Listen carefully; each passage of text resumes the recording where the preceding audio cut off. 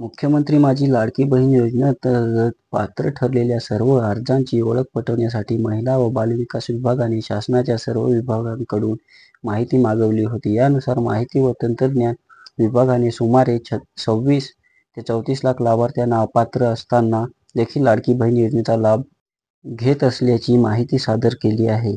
यात काही लाभार्थ्यांनी एकापेक्षा जास्त योजनांचा लाभ घेत असल्याचे, काही कुटुंबांमध्ये 2 पेक्षा जास्त लाभार्थी असल्याचे, तर काही ठिकाणी पुरुषांनाही अर्ज केल्याच्या बाबी निदर्शनास आल्या आहेत. या माहितीच्या आधारे जून 2025 पासून या 26 ते 34 लाख अर्जदारांचा लाभ तात्पुरत्या स्वरूपात स्थगित करण्यात आला आहे.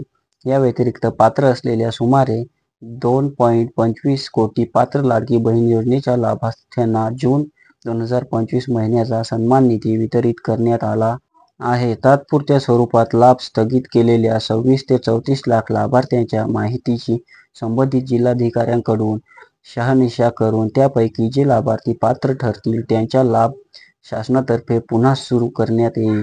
शासनाची दिशाभूल करून चुकीच्या पद्धतीने लाभ घेणाऱ्या बनावट लाभार्थ्यांवर काय कारवाई करायची याबाबत माननीय मुख्यमंत्री श्री देवेंद्र फडणवीस साहेब, उपमुख्यमंत्री श्री एकनाथजी शिंदे साहेब, उपमुख्यमंत्री श्री अजितदादा पवार यांच्यासोबत चर्चा करून योग्य निर्णय शासन स्तरावर घेण्यात येईल.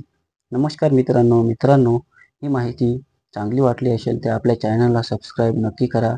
धन्यवाद.